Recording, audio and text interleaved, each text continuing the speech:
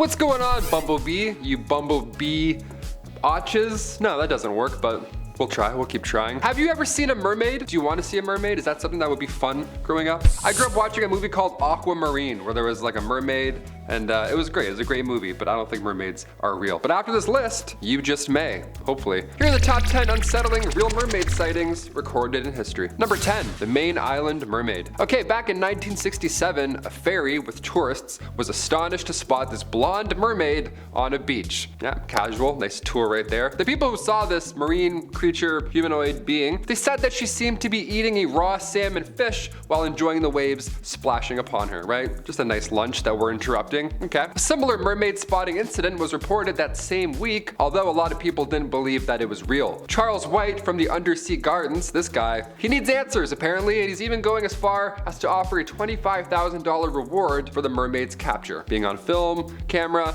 you got a cage or something, I don't know. You gotta prove it's real. He even went as far as to say that he would offer a room for the mermaid with whatever she likes. Okay, now it's getting a little weird, guy. It's a bit odd, but sure, let's go with it. Let's imagine this happens. To our surprise, nobody was able to capture or find the mermaid yet, so here I am to refuel this fire. Let's go looking. We can split it 25 ways. $1,000 each, easy, that's good. We'll go buy some new bathing suits to mermaid hunt. Number 9, Kiryat Beach. Back in 2009, this huge incident had the media, the public, everybody really, even the government, all trying to get answers. What did they see? What's out there? What's splashing about? This one's pretty convincing, I'll admit. Honestly, it's weird. A mermaid sighting on Kiryat in Israel back in 2009 was described by a witness as, again, a creature. A creature that resembled a young woman who would often be found on the beach doing tricks in the water. Again, just a mermaid doing kickflips off the dock. What's going on over there? They kept seeing her for a number of days, so eventually word started to spread and questions started to follow. Now, it took a while for the news to spread and reach the general public and get the government involved, like for real. But when the government did finally get involved, they issued a $1 million reward for anybody who could provide solid proof of said mermaid's existence. Okay, forget the Maine Island mermaid. Let's all go look for this one.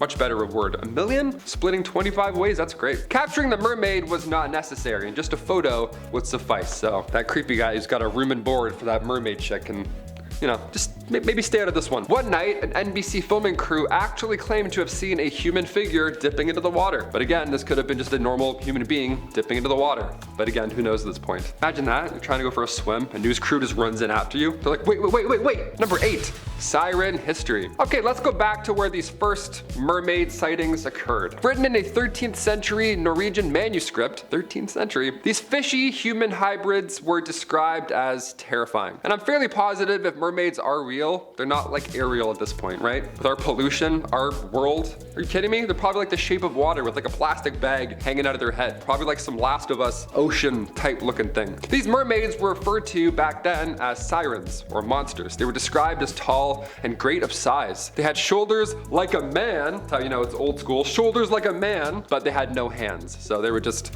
scary looking shoulder things. Whenever the monster would appear, historically doom was meant to follow. It was a bad omen, just like a passing comet in the sky. It's beautiful in literature and in history, but in real life, probably pretty terrifying. Not a good omen, not good. Doom is heading our way, apparently. So when the 18th century finally rolled in, Europeans in the Dutch Indies discovered plants and creatures that had never been seen before. So of course they would document these discoveries in great detail, and in 1718, a painter named Samuel Fallours claimed to have discovered and caught a siren. Yeah, he brought her into his home apparently, and then drew this image on the spot and a big description. And after day 4 of living in a container of water, the mermaid purposely didn't eat and then starved herself to death. Yeah, she refused to eat. What a ride or die mermaid. Again, this was 1718, so part of me thinks, why lie? I mean, especially back then, it doesn't feel wise to waste resources drawing up mermaids and, you know, fancy ideas. But then again, today we make like, you know, Star Wars, so who knows? Also, the fact that this is accurate to other sightings around the world in different countries in different centuries is a tad convincing. Number 7, Captain John Smith. The great Captain John Smith, he was famous for settling Jamestown, but he also is famous for seeing a mermaid back in 1614. Yeah, take that with a grain of salt. The same captain famous for his relationship with Pocahontas. Almost got into an entanglement with some mermaids, it seems. He spotted a mermaid off the coast of Newfoundland, apparently. He couldn't keep his eyes off her, of course. This guy was desperate on the seas. He's looking at mermaids and probably a manatee, and he's daydreaming about hooking up with her. It's not great. He noted her long green hair that was imparted to her an original character that was by no means unattractive. Yeah, you ever get caught checking out another girl? Try that. Be like, but babe, I was imparted in her long green hair, by no means is unattractive. I'm only human, you know? I mean, this guy was only human back then. He saw something with big eyes and a fine nose with well-formed ears. Do you think it was a mermaid? Probably not. Probably not. All those guys back then were bad at observing stuff. Number 6, Jenny Hanivers. Back in the 1500s, numerous mermaids were appearing in Antwerp. Now, they had appeared so often that sailors eventually made a name for them. They were called Jenny Hanivers. And not only did they approach tourists, which is, I guess, terrifying, but they were also all business as well. They would sell objects to tourists. Yeah, imagine hanging out by the sea and a manfish approaches you trying to sell you a cigar and be like, no thank you. What the f is that guy also? They were also referred to as devilfish, and perhaps they were the enemy of Christ. Yeah, that's what we think of when we watch Aquamarine, the enemy of Christ swimming around in that pool. So you really don't know what to expect when a mermaid approaches you. Just a heads up. Could be a demon, could be a good omen, could be $1 million reward, could eat you, who knows. Number 5. Whales. In 1603, off the coast of Wales, numerous reports were flooding in about the sea creature humanoid fish thing, right? This time it wasn't a sailor, it wasn't a dehydrated, confused captain on a boat who thinks that he sees an island, I don't know. This time it was near Pendeen. It was a farmer named Thomas Reynolds, and he first saw it nearby on the shores, and then, you know, like a normal dude, he called others over to also take a look. He didn't start offering it money or trying to offer it room and board or draw it. He was like, hey, someone else come look at this. He can't take a photo back then, obviously, so he calls for eyewitnesses. And they all stood by, and apparently they watched this thing splash around for 3 hours straight. Also pretty creepy, guys. Like, let's maybe, you know, don't stare. All the accounts were collected, and since it was 1603, some guy actually had to draw it out. And this was the closest they could get to a description. I mean, that's believable and all, sure, but I really hope that this was a mermaid. Or else a bunch of guys probably gathered around and watched some fish mate for 3 hours. That's more than likely what ended up happening. Number 4, Roman sea curse. All the way back to the 1st century, here we go. Good place to begin with most things that are horrible. Romans did things a little different back then. We can't figure out how they engineered aqueducts or how that many people watched Colosseum battles without throwing up. I can't watch an armbar, let alone bring my family to the Colosseum. My God. But ancient Roman naturalist Pliny the Elder, he wrote a book on natural history. In said book, this go-to today on ancient history, the Elder wrote about half human, half fish creatures that he called Nereids. Yeah, he even added to this first observation detailing that the human parts of the body were covered in rough scales. Human in appearance, but still fishy nonetheless. The Elder also recalls a seaman who would climb ships at night and then sink them. Yeah, he would also recall Aquaman. So who knows at this point what's real? Terrifying. Imagine Jason Momoa rolling up, stealing all your shit middle of the night. No, thank you. Number 3,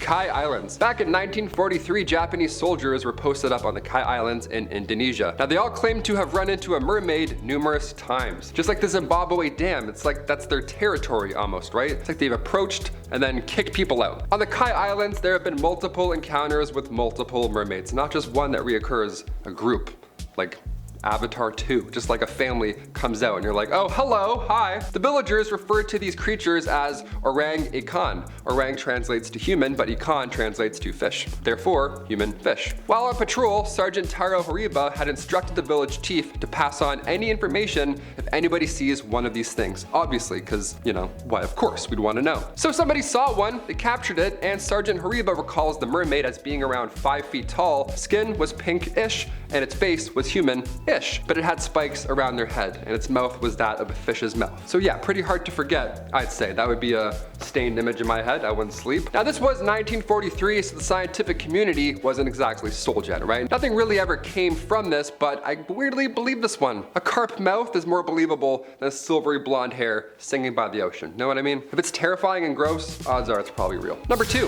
Kaluapapa. Heading over to the beautiful Hawaii for this one. Always wanted to go, but the thing is, islands in the middle of the ocean terrify me. And also haunted villages with mermaids. Definitely a no-go. We don't like those. This one was once referred to as the most cursed place on Earth. It was the coast of Molokai, and it sounds like a good time on paper, and from Google Earth it certainly looks like a fair weekend getaway. But for over 100 years, this was an isolation coast for patients with leprosy. That of course had to change sometime, and the laws did in 1969. And right now, barely anybody is living on that part of the island due to its haunted past. Leprosy was considered a curse back then, but even when help became available, some elderly patients stayed. Some refused to leave the island. So a few thousand people were stuck on this island for 10,000 years, and there's been numerous, you guessed it, mermaid sightings. So did they leave because of leprosy, or did they leave because of the mermaids? right? Did the mermaids kick them out, or were they like, you know what, this place is awful, we're all getting sick, let's leave? I personally, if I saw a half fish, half human creature, I'd be like, good enough for me. I'm gonna head this way. Cheers. And finally, number 1, Christopher Columbus. Well, in this one, on one of the worst of the worst, yeah, Mr. Columbus, why not? On his first trip overseas in 1493, Christopher Columbus claims to have seen not 1, not 2, but 3 mermaids. Yeah, look at that. Should have been looking at the map, guy. He even wrote about it. He said they rose right out of the sea, but they're not so beautiful as they are said to be. For their faces had some masculine traits. Okay, 1, rude, sure. But they're actually not that attractive because they look like guys, I guess. Thanks, Chris. That's a bit messed up. Historians believe that Mr. Columbus here may have gotten confused. Classic him. And then he saw manatees instead of mermaids. He was fascinated. This guy's looking at manatees like, oh my God. Daydreaming about hooking up with one of them. Their skin is pink and fleshy, so that's a fair mix-up, I guess, to a human being. Maybe that's what everyone's been seeing this whole time. I mean, yeah, that's probably terrifying to see. I'd leave an island after seeing that. But still, I kind of want to believe. Did this list help you believe? Maybe? Possibly? A little bit? Sound off down below. I've been your host, Taylor McWaters. Those are some unsettling, real mermaid sightings recorded in history. And yeah, there's tons more. If you want a part 2, I'll be back. Hit that thumbs up. Peace.